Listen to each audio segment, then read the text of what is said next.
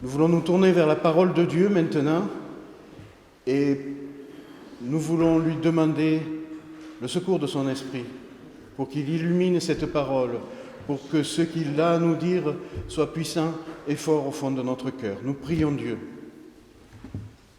Oui Seigneur, nous nous approchons de toi. Nous croyons être pleins de bonne volonté. Nous avons ouvert nos oreilles. Nous avons aiguisé notre intelligence. Mais Seigneur, tout cela est insuffisant. Nous avons besoin de ton secours pour que ta parole vienne au plus profond de nous, détruire ce qui doit être détruit, fortifier ce qui doit être fortifié, annoncer ce qui doit être reçu. Seigneur, nous nous attendons à toi. Nous te demandons l'œuvre de ton esprit dans nos cœurs. Nous te demandons, Seigneur, que ce temps ne nous laisse pas indemnes. Nous voulons être transformés, renouvelés. Nous voulons avancer avec toi. Seigneur, agis en nous maintenant, par ta parole. Nous te le demandons, Seigneur Jésus. Amen.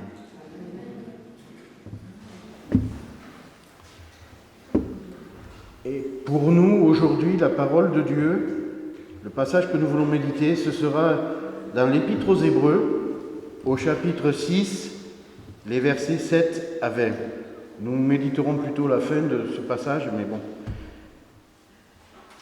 Hébreux 6, verset 7. Lorsqu'une terre arrosée de pluies fréquentes produit des plantes utiles à ceux pour qui elle est cultivée, elle reçoit de Dieu sa part de bénédiction. Mais si elle produit des ronces et des chardons, elle est jugée sans valeur, bien près d'être maudite, et on finit par y mettre le feu. Même si nous parlons ainsi, bien-aimés, nous sommes convaincus qu'en ce qui vous concerne, vous avez la meilleure part, celle qui est favorable au salut. En effet, Dieu n'est pas injuste pour oublier votre œuvre et le travail de votre amour. Vous avez démontré votre amour pour son nom par les services que vous avez rendus et que vous rendez encore aux saints. Et nous désirons que chacun de vous fasse preuve du même zèle pour conserver jusqu'à la fin une pleine espérance. Ainsi, vous ne vous relâcherez pas, mais vous imiterez ceux qui par la foi et la patience reçoivent l'héritage promis. Lorsque Dieu a fait la promesse à Abraham, comme il ne pouvait pas prêter serment par plus grand que lui, il a juré par lui-même en disant « Certainement, je te comblerai de bénédictions et je multiplierai ta descendance. » C'est ainsi qu'après une attente patiente, Abraham a obtenu ce qui lui avait été promis. Or, les hommes jurent par plus grand qu'eux et le serment est une garantie qui met fin à toute contestation.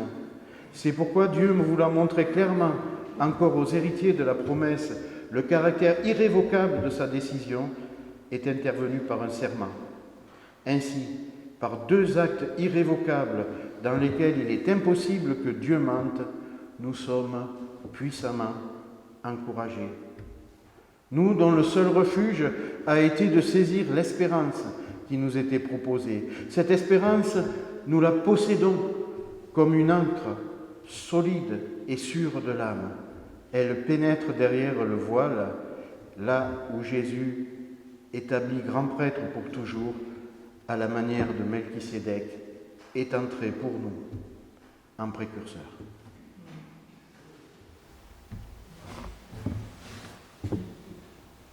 Voilà pour notre lecture de la parole de Dieu.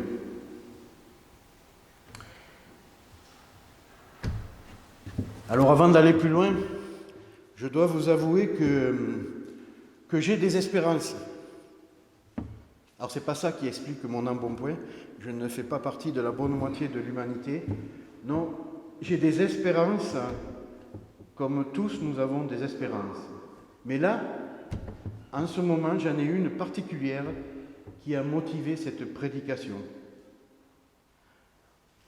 En fait, j'ai une espérance, une grande espérance. Alors, je ne vous dirai pas ce qu'elle est, bien que je puisse sentir palpiter votre curiosité. C'est une affaire personnelle et qui le restera jusqu'à son aboutissement, si aboutissement il y a. Non, ce qui a déclenché cette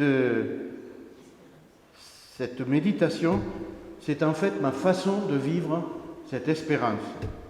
J'attends que quelque chose d'important qui ne dépend plus de moi se produise, et dans cette attente, je me trouve pathétique. Je regarde mes mails 5 fois par jour, je vérifie, je me renseigne, je consulte Google sur tous les sujets incidents, j'espère, je doute. Je ne doute plus. Puis je trouve le temps long. J'y crois. Puis je redoute. Je m'en veux. Je me plains. J'interprète favorablement ou pas le délai qui m'est imposé. J'essaye de l'apprécier, mais finalement, je le réprouve. Je me moque de moi. Je retrouve un brin de confiance. Je remets tout à Dieu. Seigneur, je m'attends à toi. Et puis je reprends tout. J'espère, puis je manque de foi. Est-ce cela l'espérance? Est-ce ainsi que les chrétiens espèrent? Et la fermeté? La fermeté exigée pour notre espérance, elle est où? Dans quelle partie de mon labyrinthe intérieur? Tout cela est tellement ridicule, caricatural. Que faire?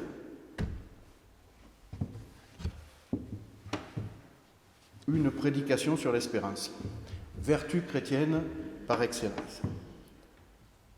Une simple question matérielle, sans réelle gravité, me met dans un étrange état fébrile, me prouve que raisonnablement je ne sais pas espérer.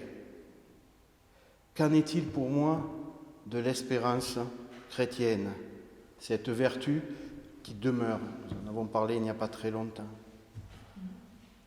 Le minimum que l'on peut faire, c'est de s'examiner soi-même, de chercher des réponses à une question trop longtemps ignorée, parce qu'en fait, ça nous paraît trivial.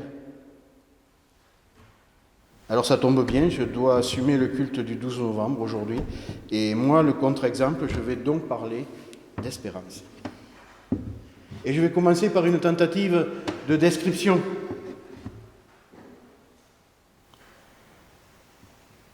Mais en fait, est-il vraiment important de se poser ces questions?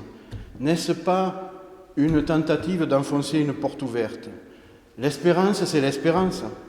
Quelque chose comme une évidence. Globalement, les chrétiens ne se posent pas vraiment de questions à son sujet. Il est même assez symptomatique de constater qu'ils ne se disputent pas en évoquant cette vertu fondamentale. J'ai été très surpris en cherchant à me renseigner sur la question de constater que le nouveau dictionnaire biblique, il est nouveau depuis 1961, mais bon, qui a fait référence pour des générations de pasteurs, n'a pas d'entrée, ni sur l'espérance, ni sur l'espoir, ni même sur espérer. Comme si c'était absolument évident. Alors cette situation étant peut-être due au fait que l'objet de l'espérance chrétienne, le retour de Jésus-Christ, la parousie, le jour du Seigneur, le dernier jour, ce sujet fait l'unanimité. Mais les chrétiens qui savent exactement ce qu'ils espèrent, peuvent-ils prétendre qu'ils savent espérer? Je ne le crois pas. Bien souvent, l'espérance, c'est juste un mot, un fourre-tout commode. J'ai même connu des personnes qui refusent de considérer cet avenir glorieux, qui, bien que certains leur paraît tellement lointain que ce n'est pas la peine d'y penser. Tout bonheur que la main n'atteint pas n'est qu'un rêve, affirmait Joséphin Soulary. Alors, première affirmation solennelle, l'espérance chrétienne du retour de Jésus-Christ n'est pas un rêve. La Bible nous met en garde contre cette pensée. Si c'est dans cette vie seulement que nous espérons en Christ, nous sommes les plus malheureux de tous les hommes. 1 Corinthiens 15, verset 19. Et dans ce passage, dans ce verset, nous voyons apparaître en négatif l'enjeu majeur de l'espérance, pour celui à qui elle est proposée. L'enjeu majeur de l'espérance, c'est le bonheur. Celui qui n'a pas l'espérance est malheureux. Les penseurs du monde, soucieux de dénoncer l'espérance comme une illusion, mais intrigués par quelque chose qu'ils ne comprennent pas, se sont beaucoup penchés, eux, sur cette matière. Et comme la question ne se laisse pas étouffer facilement, ils ont été obligés d'établir un distinguo. Ils font la différence entre espérance et espoir, afin de pouvoir professer que le pessimisme le plus absolu est seul raisonnable. Mais il y en a quand même qui ont réfléchi et en particulier le philosophe Alain a donné une définition de l'espérance qui me plaît beaucoup. Alain dit, Alain c'est son nom, pas son prénom, qu'est-ce qu'espérer ? C'est penser à l'avenir avec joie. Nos espérances mesurent un bonheur présent plutôt que notre bonheur à venir. On n'en sort pas. Chaque fois qu'on évoque l'espérance, le bonheur lui est intimement lié. L'espérance, c'est essentiellement une façon particulière de vivre le temps qui passe, la manière heureuse de l'attente. Alors, nos amis allemands ne sont pas là, je ne crois pas. Je me sens un peu plus libre. Les Allemands ont une belle maxime pour évoquer la qualité du bonheur induit par l'espérance. Alors, je ne parle pas du tout allemand, mais voilà, j'y vais. Vorfreude ist die schönste Freude. C'est bien, hein? L'avant-joie, parce que c'est un mot qui n'existe pas en français, c'est pour ça que je l'ai dit en allemand. L'avant-joie est plus grande que la joie. L'anticipation est plus grande que la joie. Alors je ne suis pas du tout sûr que la joie de notre espérance en Christ soit plus grande que celle que nous aurons quand son jour sera arrivé. Mais au moins, cela offre à l'espérance la place en première ligne qu'elle mérite. Réjouissez-vous et soyez dans l'allégresse, parce que votre récompense sera grande au ciel. Matthieu 5,12.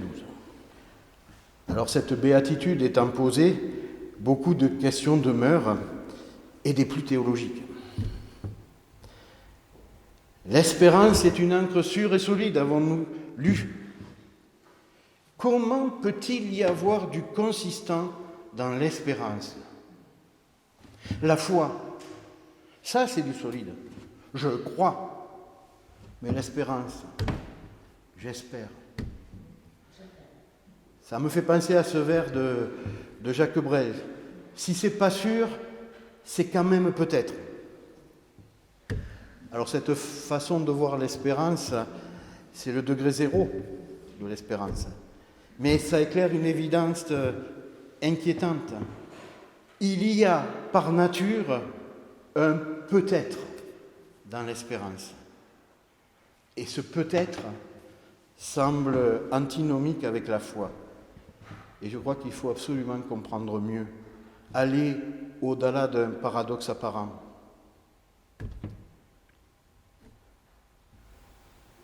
Alors revenons au centre de la foi chrétienne, au salut en Jésus-Christ.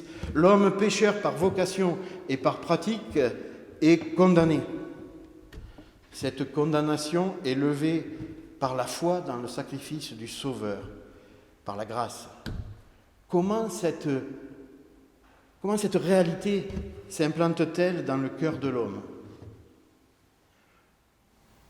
Romains 8, 24, car c'est en espérance que nous sommes sauvés. Mais, 1 Jean 5, verset 13, vous avez la vie éternelle, vous qui croyez au nom du Fils de Dieu. La Bible paraît paradoxale, presque contradictoire. Nous sommes sauvés ou nous espérons être sauvés ?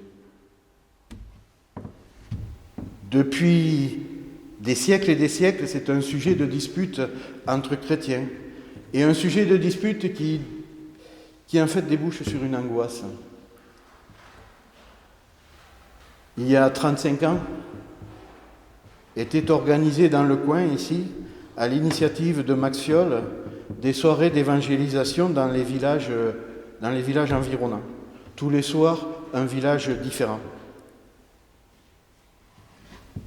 Et nous avons remarqué un monsieur qui était présent trois soirs d'affilée dans 3 villages différents. Nous avons lancé la discussion.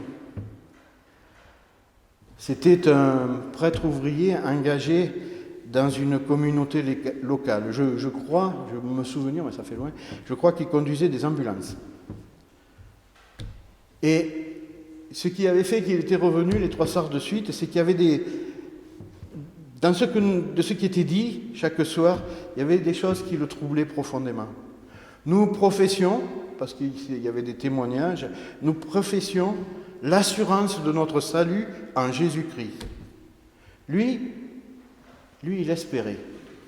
Il espérait seulement être sauvé.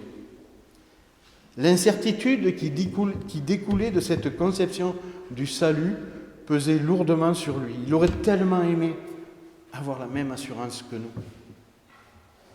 Alors, je n'ai plus jamais eu de nouvelles, mais j'espère qu'il a fini par trouver la certitude à laquelle il aspirait.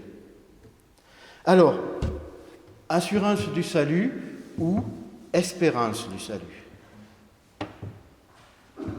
Et la définition de l'espérance telle que nous l'avons établie nous permet très facilement de lever la contradiction apparente, le paradoxe éventuel. Face à un événement probable, le peut-être, je parlais tout à l'heure, induit par la notion d'espérance, peut porter sur 2 éléments distincts constitutifs de l'espérance, d'une espérance. Le quoi, qu'est-ce que j'espère, et le quand. Quand cela va-t-il arriver ? S'agissant d'une joie à venir, on peut s'interroger sur sa survenue effective ou sur le moment où cela va arriver. Si tu crois, tu verras la gloire de Dieu. Jean 11, verset 40. Cette promesse de Jésus-Christ est un résumé de notre espérance de chrétien. Je crois. L'hypothèse posée par le si du départ est levée par l'absolue conviction qui découle de ma foi. Je crois, donc je verrai la gloire de Dieu. Il n'y a pas de peut-être là, c'est sûr. Le quoi de cette espérance, ce qu'elle est, n'est troublé par aucun doute. Ma foi me renseigne sur ce quoi. Elle en est la démonstration. On ira en verset tout à l'heure. Elle détruit le doute à ce sujet. Par contre, la foi ne renseigne que très rarement sur le quand. Et c'est là qu'intervient le peut-être de l'espérance. Je verrai la gloire de Dieu. Peut-être aujourd'hui. Je verrai la gloire de Dieu peut-être tout à l'heure, peut-être demain, peut-être la semaine prochaine. Ce peut-être, corollaire de l'espérance, induit une certaine façon de vivre, une façon de vivre heureuse, comme le relevait Alain tout à l'heure, le philosophe. Chaque jour est une attente heureuse. Tous les matins, les chrétiens se lèvent pleins d'espérance.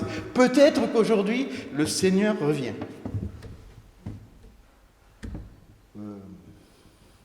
Ouais. Il semble que ce ne soit pas exactement cela. Je crois que si notre espérance était ferme, comme nous y sommes appelés, il en serait ainsi. Et notre vie en serait illuminée. Alors sur ce point, je dois confesser ma faiblesse. Oui, j'attends la venue du Seigneur. Je la sais certaine. C'est pour moi une grande chose qui m'est promise. Mais je n'arrive pas. Je n'arrive pas à me la représenter comme proche, immédiate. J'ai tant de choses à faire, à vivre.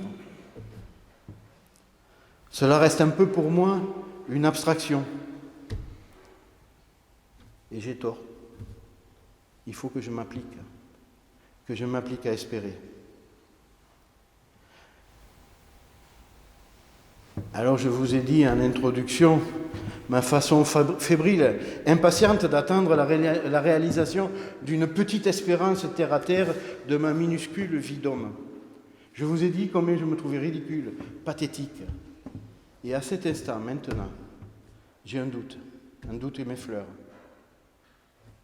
Est-ce qu'en fait, ce ne serait pas ça la bonne façon d'espérer ?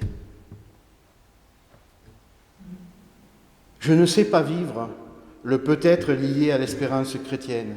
Ce peut-être, ce n'est pas un doute, s'il est porteur de tous les possibles. Je devrais, me semble-t-il, en me levant le matin, avoir pour première pensée, peut-être est-ce aujourd'hui que Jésus revient. Ce peut-être, cette espérance ainsi rendue vivante, me réjouirait, illuminerait des heures trop ordinaires. Et si, comme trop souvent, le soir venu, le Seigneur n'est pas revenu, mon espérance ne serait pas déçue. Car le peut-être, le glorieux peut-être de l'espérance chrétienne demeure, quoi qu'il en soit. Peut-être, Seigneur, reviendras-tu demain ? Ainsi même dans mon sommeil sera rempli à son tour de la paix issue de l'espérance. Seigneur, donne-moi à vivre le bonheur d'une espérance ferme.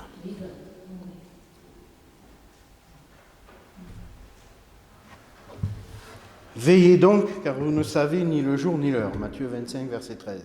Nous sommes exhortés à veiller en attendant le retour du Seigneur. Sommes-nous conscients que veiller, c'est espérer ? Que cela consiste à remettre à jour en permanence le peut-être de notre espérance. La plénitude de notre bonheur de chrétien est à ce prix.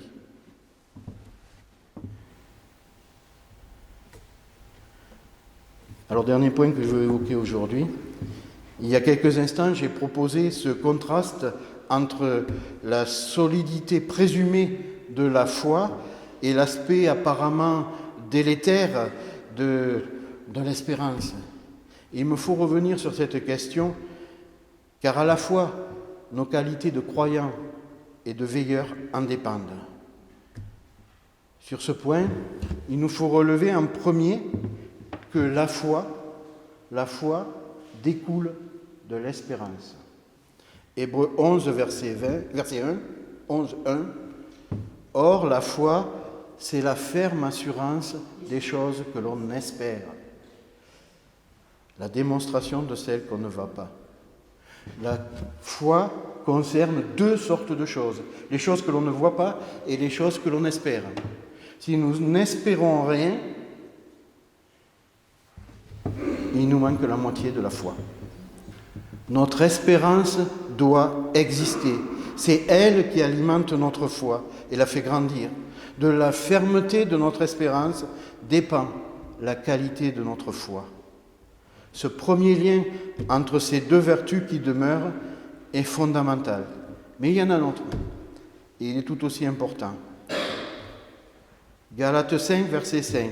Pour nous, c'est de la foi que nous attendons par l'Esprit l'espérance de la justice. C'est de la foi que nous attendons l'espérance. À son tour, l'espérance découle de la foi. Par la foi, j'attends le retour du Seigneur. J'espère alors que ce sera bientôt. Le quoi donné par la foi et le quand, objet de l'espérance. Nous comprenons que foi et espérance sont intimement liées et que toujours elles découlent l'une de l'autre. Il s'établit dans nos vies un solide cercle vertueux.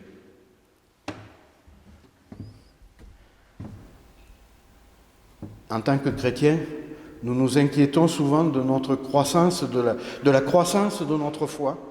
Pour une bonne partie, cette croissance dépend de notre façon de fortifier, de consolider ce cercle vertueux lié à la foi et à l'espérance. Si notre foi grandit, notre espérance en sera fortifiée. Si Dieu, au travers de son esprit, induit en nous de nouvelles formes de l'espérance, notre foi, à son tour, sera développée. Un exemple un peu simpliste pour illustrer cela. Dieu nous fait des promesses. Il y en a une en particulier qui me tient à cœur. Ma parole ne reviendra pas à moi sans effet. Ésaïe 55, verset 11.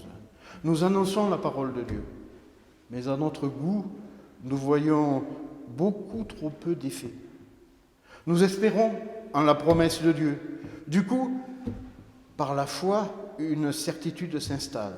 L'annonce de la parole portera des fruits. L'espérance, une autre forme de l'espérance s'installe alors. Est-ce aujourd'hui que ces effets de la parole vont se produire? C'est le retour du glorieux peut-être, porteur de bonheur. Foi et espérance indissolublement liées pour notre fortification spirituelle. Alors voilà, je suis au moment de terminer cette prédication. Et une forme d'espérance se cristallise dans ma pensée. Peut-être en retiendrez-vous quelque chose. Un petit quelque chose. Peut-être. Et dans cet espoir, je me permets donc de suggérer quelques pistes à votre mémoire. La première piste de ces pistes, c'est que l'espérance est intimement associée à l'idée de bonheur. Espérer, c'est attendre avec joie que les promesses de notre Dieu s'accomplissent. Le Seigneur ne tarde pas dans l'accomplissement de la promesse, comme quelques-uns le croient. 2 Pierre 3, verset 9. Le Seigneur ne tarde pas, donc espérons. Espérons pour aujourd'hui peut-être, ou alors demain. Deuxième point qui me paraît utile de garder présent à l'esprit, c'est que le peut-être, toujours attaché à l'espérance, n'est pas porteur de doute. Ce peut-être, c'est une probabilité, une question de probabilité. Le peut-être des chrétiens est le plus souvent associé à une date. Alors je me répète, mais aujourd'hui peut-être, ou alors demain. Le Seigneur va revenir. Troisième élément que je vous propose de retenir, la foi et l'espérance se nourrissent l'une de l'autre. Elles sont absolument indissociables. Mais nous qui sommes du jour, soyons sobres, enfilons la cuirasse de la foi et de l'amour et ayons pour casque l'espérance du salut. Jamais, c'est 1 Thessaloniciens 5, verset 8, jamais un soldat ne porte une cuirasse sans mettre de casque. Et de la même façon, il serait illusoire de porter un casque sans avoir de cuirasse. Alors oui, vraiment, je suis le premier à recevoir cette assurance qui nous pousse vers le bonheur. L'espérance ne trompe pas. Et ce sera mes derniers mots. Romains 5, versets 1 à 5. 1 à 5. Étant donc justifiés par la foi, nous avons la paix avec Dieu par notre Seigneur Jésus-Christ, à qui nous devons d'avoir eu par la foi accès à cette grâce dans laquelle nous demeurons fermes. Et nous glorifions dans l'espérance de la gloire de Dieu. Nous nous glorifions dans l'espérance de la gloire de Dieu. Bien plus, nous nous glorifions même des afflictions, sachant que l'affliction produit la persévérance, la victoire dans l'épreuve, et cette victoire, l'espérance. Or, l'espérance ne trompe pas, parce que l'amour de Dieu est répandu dans nos cœurs par le Saint-Esprit qui nous a été donné. Amen.